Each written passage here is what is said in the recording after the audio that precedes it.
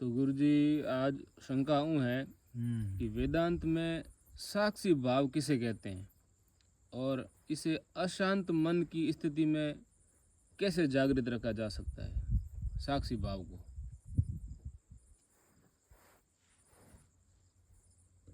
साक्षी भाव का अर्थ है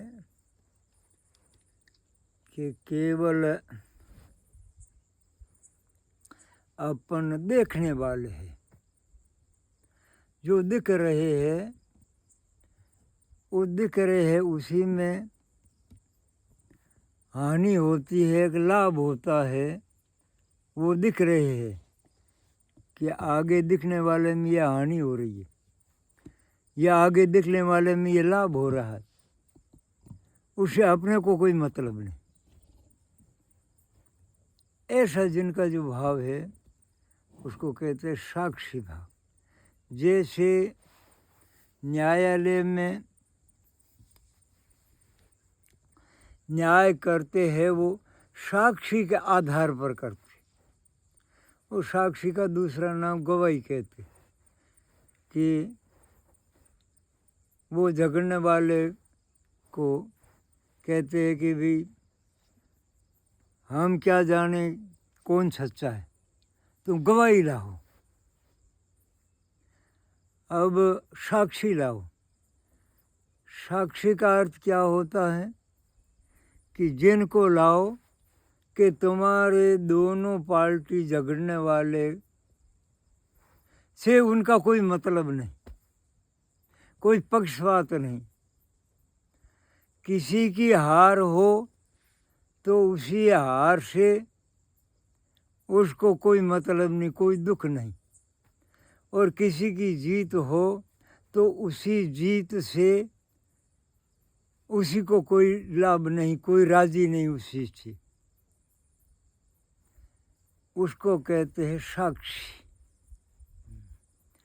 साक्षी को क्यों बुलाते हैं कि जो दो झगड़ने वाले हैं वो अपना अपना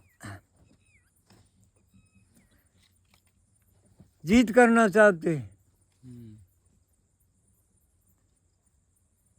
और वो अपनी गलती नहीं बताएगा, वो सामने वाले की गलती बताएगा। और दूसरे पक्ष वाला वो भी अपनी गलती नहीं बताएगा, सामने गलती बताएगा। अब वो न्याय करने वाला कैसे जाने कि किसी की गलती है? तो साक्षी बुलाते हैं, जिससे कुछ हार जीत का लेना देना नहीं। किसी की हार हो तो उसी हार को देख करके उसी को कोई दुख नहीं, और किसी की जीत हो उसी को देख करके वो कोई खुशी नहीं। वो साक्षी ने जो देखा है, किसी का अन्याय है, किसी पर किसी ने अन्याय किया है, इस लड़ाई में अन्याय किसी का है, वो सही सही बताएगा, क्योंकि उससे कोई लेना देना नहीं। उसको कहते हैं साक्षी। उसके आधार पर न्याय किया जाता है। वो साक्षी कहते हैं कि इसी की गलती, ये दंड का भागी है और इसी की कोई गलती नहीं है। इस बात का मैं साक्षी हूँ, मैं देख रहा था इसी की लड़ाई, इसी में किसी ने अन्याय किया है, वो मैं जानता हूँ। वो जितनी जो बात हकीकत है वो बात साक्षी बताते, इसलिए साक्षी के ऊपर फैसला होता है। उसको दूसरी भाषा से कहते गवाही। अब क्या है कि इस संसार की हानि लाभ में एक भोक्ता होता है, एक साक्षी होता है।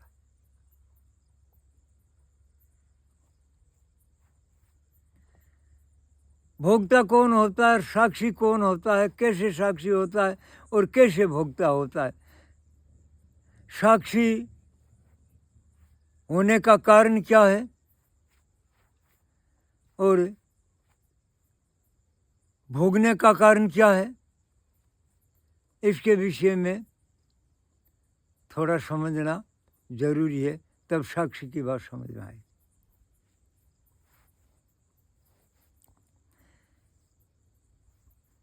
ये संसार है, ये एक खेल है, ये चेतन का खेल है।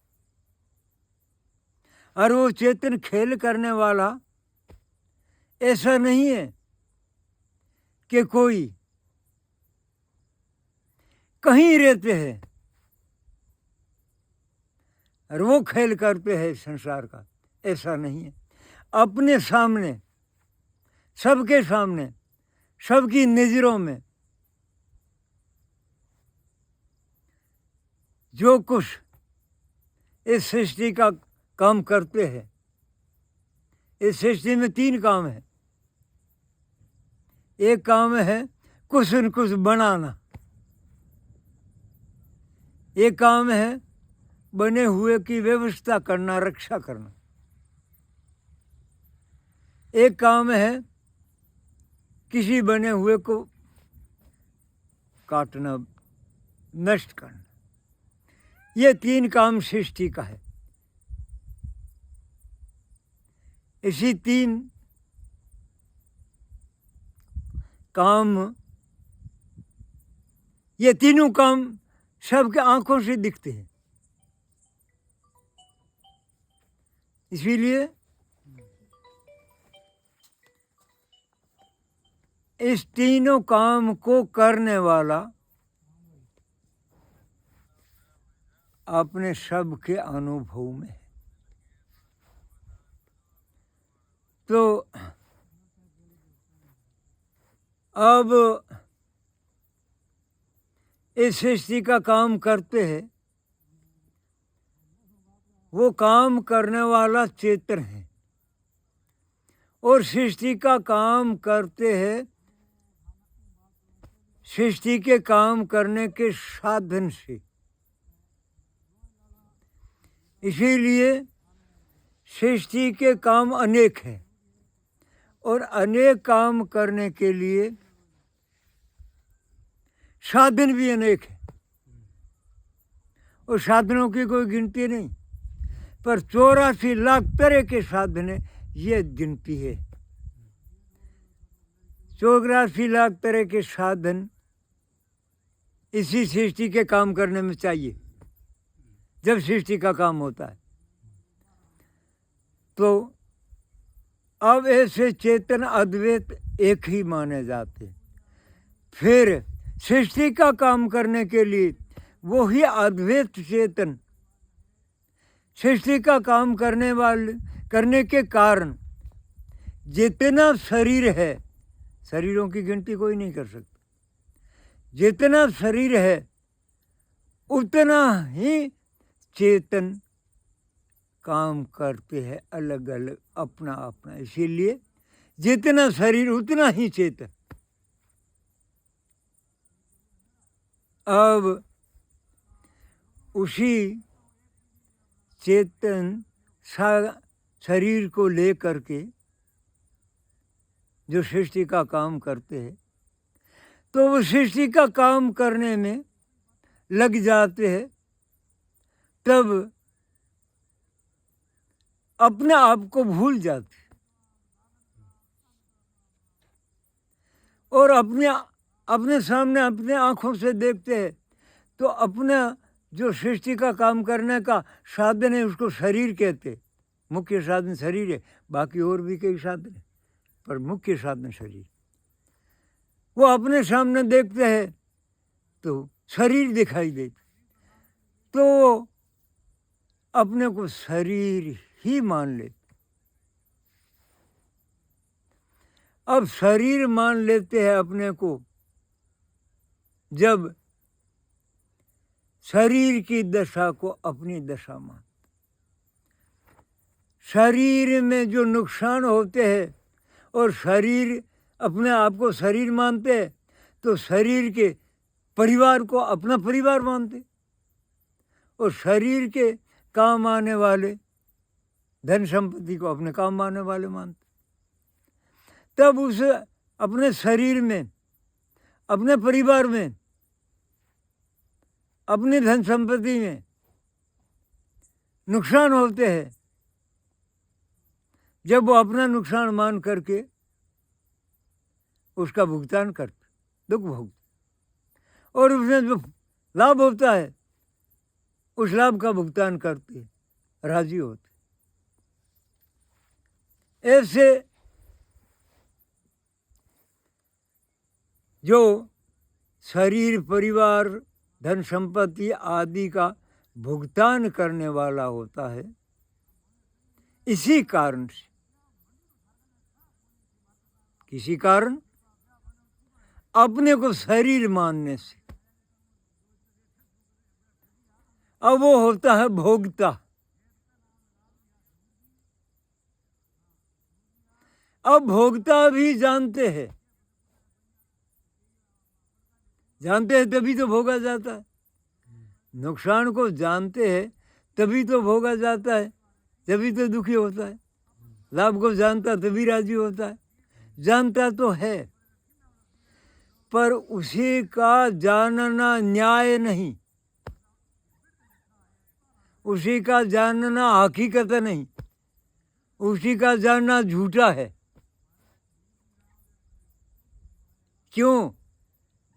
कि वो भोगता जब है कि वो संसार के नुकसान को संसार का नुकसान नहीं जानते, वो संसार के नुकसान को अपना नुकसान जानते, और संसार को नुकसान को अपना नुकसान जानना है, ये गलत जानना है। इसीलिए यह जानना न्याय नहीं, अन्याय है। अब बात अपने को, अपना प्रसंग यह है कि साक्षी कौन होते और साक्षी होने से क्या लाभ है। अब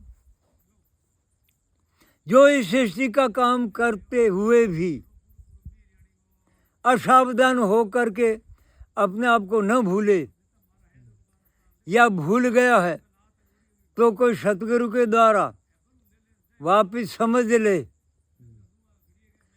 कि ये उत्पत्ति नाश होने वाला संसार मेरे से अलग है, और मैं इसी को उत्पन्न होते हैं तब भी देखता हूँ, जानता हूँ ये उत्पन्न हुआ,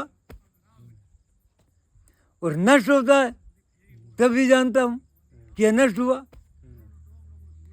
पर इसी के उत्पन्न होने से मेरे को कोई दुख नहीं, कोई आपत्ति नहीं। क्यों? ये हमारे कोई काम आने वाले, हम निराकार स्वरूप है, हम तो केवल इसको देखते हैं। अब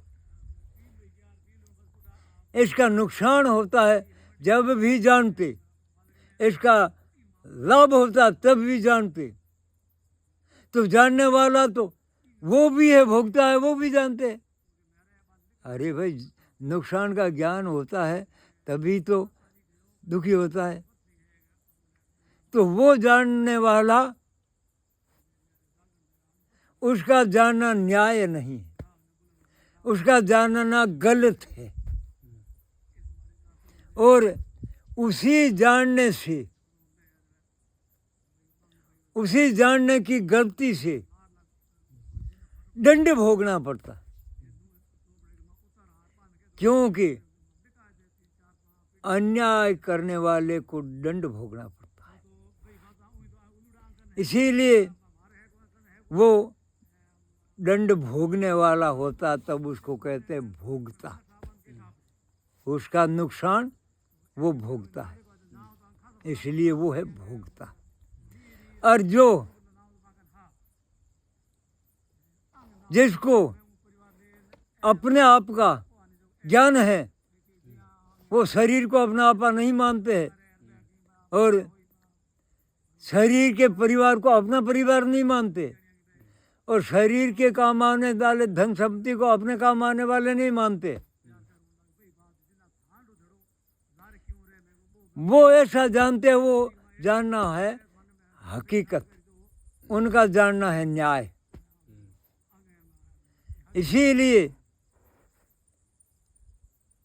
न्याय जिसके उसके न्याय करने वाले के ऊपर दंड नहीं पड़ता है, इसीलिए वो भोगता नहीं है। और जानता तो जैसे भोगता है वो भी जानते हैं और ये भी जानते हैं, पर जानने में ये फर्क है कि वो भोगता और वो साक्षी। तो अब वो अपने को देह रूप जानते, इसी कारण उसका जानना गलत है और गलत जानने से वो अपनी गलती का भुगतान करते, इसीलिए वो भोगता है। और जो जानने में गलती नहीं करते हैं, वो सही जानते हैं, वो है साक्षी। तो साक्षी होने का फल क्या है कि साक्षी सदा ही मुक्त रहती,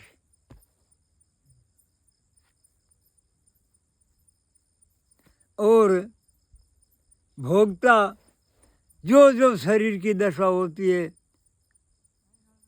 जो लक्ष्य से भिन्न भिन्न प्रकार की शरीर की दशा होती है, परिवार की दशा भिन्न भिन्न प्रकार की होती है, अपने पास संपत्ति उसकी दशा भिन्न भिन्न प्रकार की होती है,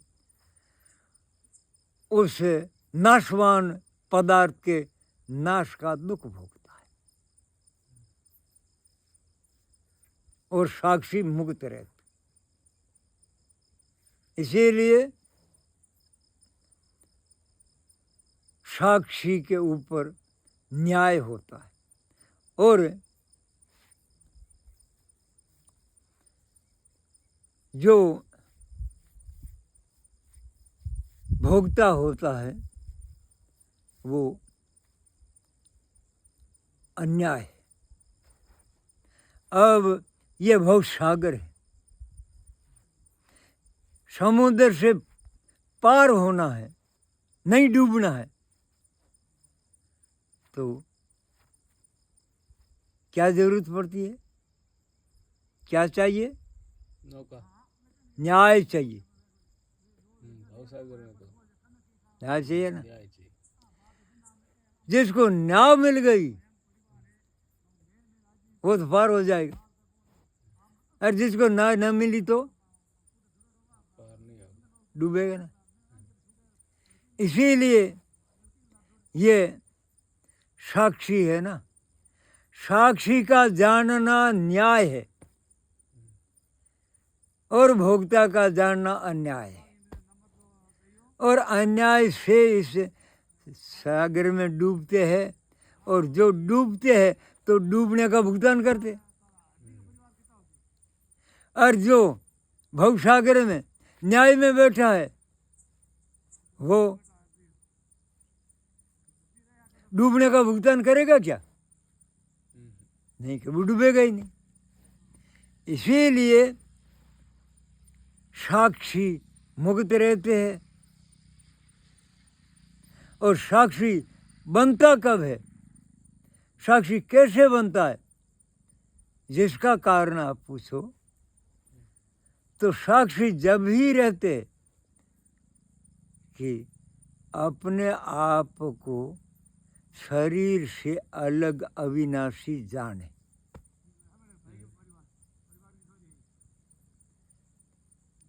इसी जानकारी, इसी ज्ञान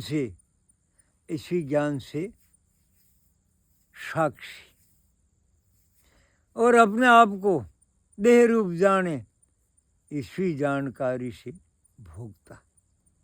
ये इस संसार में चेतन की दो दशा है, भोक्ता और मुक्त। जो साक्षी है वो मुक्त है, और जो भोगता है वो मुक्त नहीं, भोगने वाला है। इसीलिए साक्षी की परिभाषा है कि इस संसार में न्याय की स्थिति में रहना। न्याय की स्थिति में रहना। तो गुरुजी, विपरीत परिस्थिति में साक्षी भाव को कैसे बनाए रखें? अब ऐसा है कि विपरीत परिस्थिति, एक तो विपरीत परिस्थिति होती है शरीर की, परिवार की, धन संपत्ति की, विपरीत परिस्थिति होती है। एक विपरीत परिस्थिति होती है अपने समझ की। अब समझ की विपरीत परिस्थिति होती है तब तो साक्षी नहीं रह सकती, तब तो भोगता ही रहेगा। और समझ की परिस्थिति विपरीत नहीं, यथार्थ है, तो शरीर, परिवार, संसार की जो परिस्थिति विपरीत है, तो उस विपरीत परिस्थिति का साक्षी बन करके मुक्त रहते। अब विपरीत परिस्थिति शरीर की, परिवार की, अपने धंधे धन संपत्ति की, तो अब साक्षी बन करके मुक्त रहना है तो एक काम करना पड़ेगा, नहीं तो मुक्त नहीं रह सके, साक्षी बनना पड़ेगा। साक्षी का अर्थ क्या है? साक्षी किसको कहते? गवाही को, देखने वाले को, उससे बनते हैं जिससे कुछ लेना देना नहीं।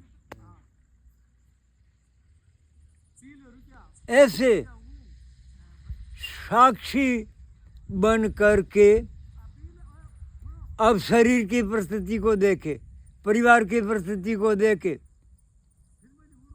धन संपत्ति की परिस्थिति देखे, बिल्कुल विपरीत है और बिल्कुल विपरीत है और बिल्कुल मुक्त है। इस बात से जब ये अपने शरीर की और परिवार आदि की तो परिस्थिति नाशवान है, इसी की परिस्थिति ठीक रखना ये हमारे बस की बात नहीं, ये किसी के ही बस की बात नहीं। अब वश की बात इतनी है, जो अपनी यात्रा के रास्ते में नदी आई है, वो नदी में पानी बह रहा है,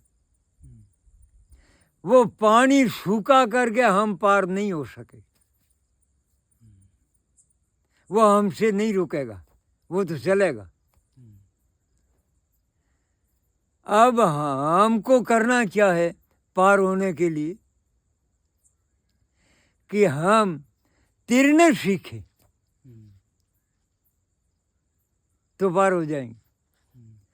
तो अब क्या है, संसार समुद्र में यह नाशवान पदार्थ है,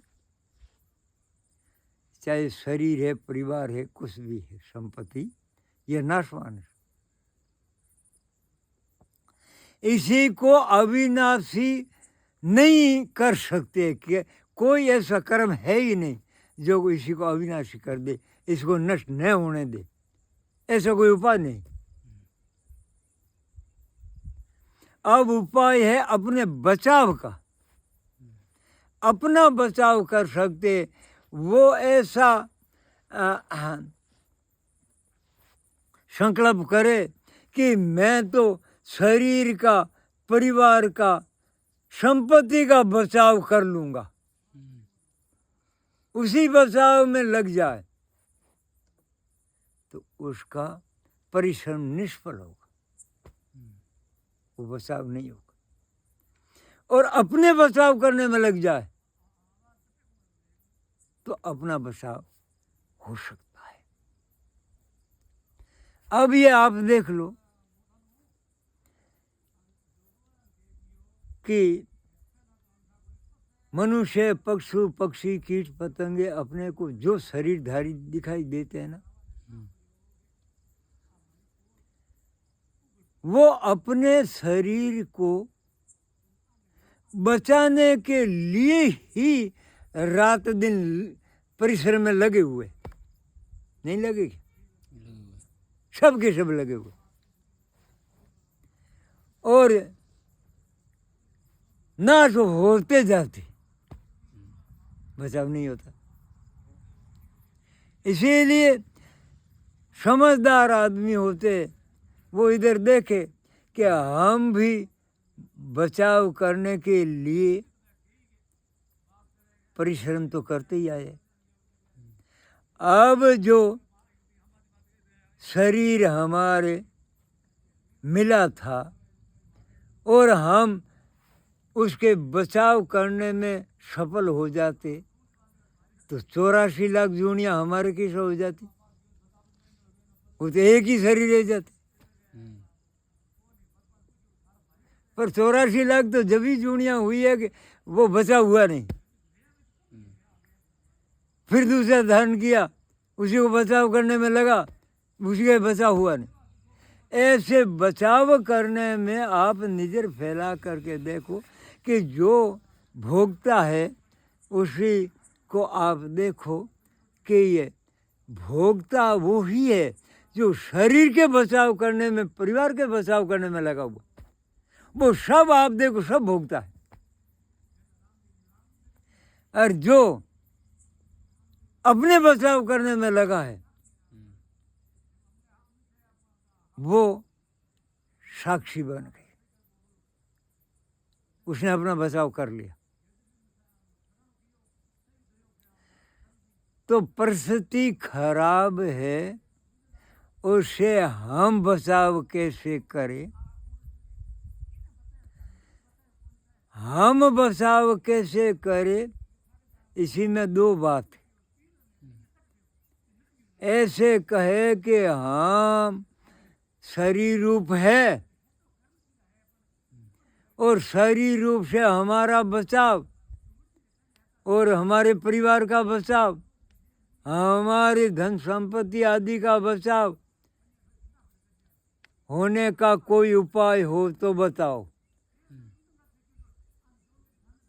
तो कोई उपाय बताते तो बहुत है, पर वो उपाय बताने वाला आखिर झूठा निकलेगा, वो बचाव होगा नहीं। और जिनके समझ में ये आ गई कि अपना बचाव करना है, क्यों कि जो अपने पास में शरीर संबंधी आदि संपत्ति आदि है, ये तो सब है जड़ पदार्थ, ये अपने बचाव से राजी नहीं है। इसके बचाव से हम राजी होते, ये अपने बचाव से राजी नहीं है। और इसी के नाम से हम दुखी होते, ये अपने नाम से दुखी नहीं होते। तो अपना जो दुखी होने का कारण है वो क्या है कि इसी के नुकसान नाश से हम दुखी होते। इसी का कारण यही है कि इसी के नुकसान को अपना नुकसान मानते, यही दुखी होने का कारण। इसी के नुकसान को इसी का नुकसान माने तो न तो ये दुखी होगा और न अपन दुखी होगी, तो दुखी बात पैदा नहीं होगी। दुख की बात पैदा यहाँ होती है। ये दुख की बात पैदा का कारण यही है कि उसके बचाव को अपना बचाव, उसके नाश से अपना नाश, ये मान्यता। और ये मान्यता है झूठी। ये मान्यता झूठी है तो झूठ बोलना अन्याय है और न्याय नहीं है। और न्याय नहीं है और तड़पा तोड़ समुद्र पार करना चाहते तो छोटो नाडियो थोड़े ये जगह तड़पड़ाहट करने पार हो जाओ, नहीं होगा। इसी बात से साक्षी का फल है मुक्त रहना। और अब आप विचार करके देखो कि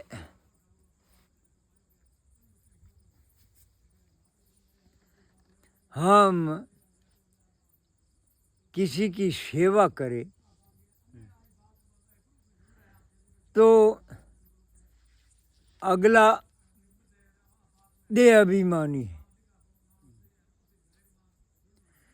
जो वो सेवा हम करेंगे तो वो अपनी सेवा मानेंगे। ठीक है, वो सेवा करना, उस सेवा से उसको एक सहारा मिलता है और सहारा देने का अपना फर्ज है। अब उसी के खराब होने से हम दुखी हो तो क्या कुछ लाभ मिलता है? नहीं। तो बात यह है कि ये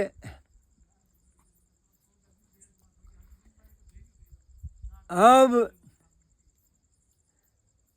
हमारे चिंता करने से, हमारे दुखी होने से किसी के भी कोई लाभ नहीं होता। हमारी सेवा करने से अज्ञानी जीवों को लाभ होता है क्योंकि वो अपनी सेवा मानते। पर हमारे दुखी होने से किसी को लाभ होता है क्या? नहीं, नुकसान होता है। नुकसान होता है ना। इसीलिए बात ये कि हम भोक्ता बनेंगे तो हम दुखी होंगे और दुखी होकर के हम भी शरीर को, हमारा शरीर है ना, हमारा शरीर हमारे आधीन है।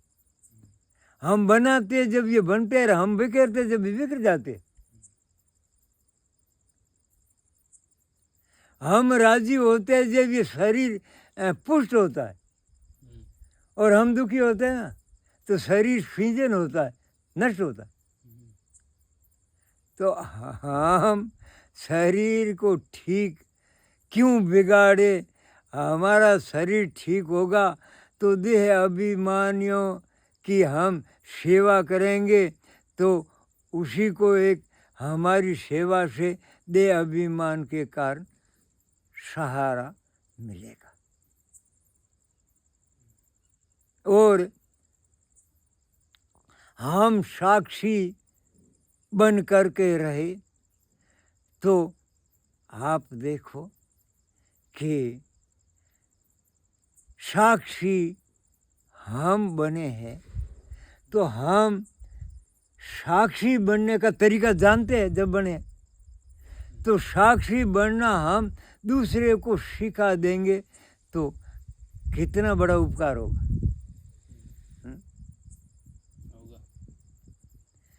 अब सबसे बढ़िया तो ये उपकार है जो हम साक्षी बन करके दूसरे को साक्षी बनना सिखाए।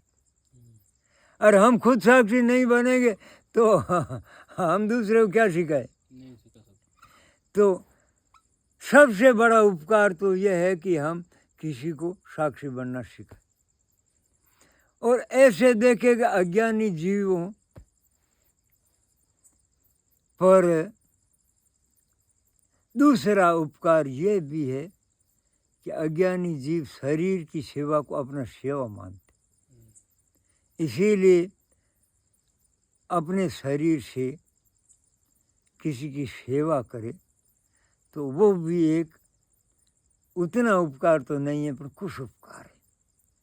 पर हम दुखी हो करके जो हमारे पास सेवा करने का साधन है उसी को ही नष्ट कर देंगे तो क्या तो सेवा करें, क्या वो उपकार साक्षी बनने का वो तो उसी के पास है ही कहाँ। नहीं। पर सेवा करने का साधन वो ही खराब कर लेगा। तो इसी वास्ते अब बात ये है, एक बात कर्म के पर आप थोड़ा ध्यान दो। अब आप गीता उठा करके देखो, रामायण उठा करके देखो, भागवत उठा करके देखो, कोई शास्त्र आप उठा करके देखो, उसमें काम क्रोध लोभ नरक के द्वार बताया। कहीं नरक का रास्ता और कहीं द्वार, ऐसा कहा है। बात एक ही। अब मुख्य रूप से यह कर्म नरक का द्वार है, यह कर्म नरक का द्वार है, यह कर्म नरक का द्वार है, ऐसा कहीं नहीं लिखा है निचोड़ में। काम क्रोध लोभ नरक के पंथ, काम क्रोध लोभ को नरक का द्वार बताया। अब आप देखो कि ये काम क्रोध लोभ किसी के आश्रय खड़े हैं। ये आप विचार करके निचोड़ करके देखोगे तो काम क्रोध लोभ देह अभिमान के आश्रय खड़े। देह अभिमान का अर्थ होता है अपने को देह रूप जाने। अपने को देह रूप जाने तब ये काम पैदा होता है कि हम आदमी हैं, ये स्त्री है, ऐसा भाव होते ही उस भाव के आधार पर काम प्रतीत होता। और इसी आधार पर ही क्रोध प्रतीत होता है कि मेरे काम आने वाला ये, और इसी ने ये नुकसान किया है, ये मेरी हानि करी है। और हानि देह की होती है का देह के अलग अपने स्वरूप की हानि होती है क्या? देह की होती है। तो देह को अपना आपा माने तब क्रोध उत्पन्न होता है। और लोभ जब भी उत्पन्न होता है कि हमारे चाहिए, हमारे चाहिए, अधिक से अधिक चाहिए, इसी का नाम लोभ है। तो देह अभिमान होता है तो देह के चाहिए वो अपना चाहिए मानते हैं, तो ये देह अभिमान के आश्रय ही लोभ खड़ा है, नहीं तो अपने तो चाहिए ही नहीं, तो लोभ की बात मात्रा ही कैसे पैदा हो। तो ये काम क्रोध ये देह अभिमान के आश्रय है। और काम क्रोध लोभ इसी से सारा जो कर्म करेगा, जो कर्म पापी पाप, पापी पाप, पापी पाप होगा, और वो पाप नरक का द्वार। और जिनके देह अभिमान उन्होंने खत्म कर दिया है और जिनों के काम क्रोध लोभ का मूल नष्ट हो गया है, तो नरक का द्वार खत्म। अब देह अभिमान किसी के आश्रय खड़ा है, देह अभिमान के आश्रय काम क्रोध लोभ खड़ा है। देह अभिमान किसी का आश्रय खड़ा है, देह अभिमान अपने स्वरूप के अज्ञान के आश्रय खड़ा है। जब तक अपने स्वरूप का ज्ञान नहीं है, इसी कारण शरीर को अपना आपा मानते, और अपने शरीर से अलग अलग ज्ञान होते ही अपना शरीर को अपना आपा मानना उसी टाइम खत्म हो जाएगा। जब अपना जेवरा सर्प दिखाई देते, वो जब तक ही दिखाई देते कि ये जेवरा है, ऐसा ज्ञान न हो तब तक वो सर्प टिकेगा। और जेवरा है ऐसा ज्ञान होने के बाद वो सर्प वहाँ टिक सकेगा क्या? तो ऐसे देह अपना आपा मानना, जेवरे को सर्प मानना, ऐसा है। और वो होता है जैसे जेवरे के अज्ञान से जेवरा सर्प दिखाई देते, ऐसे अपने शरीर से अलग स्वरूप का ज्ञान नहीं है। इसी आश्रय देह अभिमान खड़ा है, और देह अभिमान के आश्रय काम क्रोध खड़ा, लोभ खड़ा है। और काम क्रोध लोभ से जितना जो कर्म होते हैं, वो जितना कर्म सभी पाप होते हैं, और पाप कर्म का फल नर्क में भोगा जाता है। इसीलिए नर्क में जाने का रास्ता क्या है? काम, ये खराब कर्म है, ये तो नर्क है। खराब काम है वो नर्क है, और नर्क कहीं बसा हुआ अलग ऐसी बात नहीं है। खराब कर्म ही नर्क है। और वहाँ खराब कर्म करना कैसे होता है? वहाँ खराब कर्म के स्थान में जाना कैसे होता है? कि काम क्रोध लोभ से। अभी जब तक देह अभिमान है, जब तक काम क्रोध लोभ से लड़ाई करने से काम क्रोध लोभ नहीं मिटेगा, नहीं मिटेगा, नहीं मिटेगा। आप इसका सारांश देखो, ये मिटने वाले नहीं है। जब तक अपने स्वरूप का देह से अलग ज्ञान नहीं होगा, तब तक देह अभिमान बना रहेगा।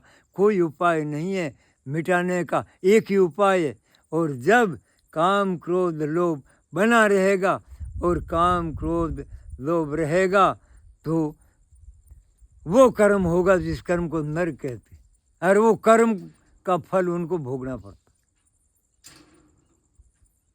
इस वास्ते साक्षी बनने के सिवाय कोई इस संसार में दुख भोगने से बचने का उपाय दूसरा बताते हैं, वो गलत बताते।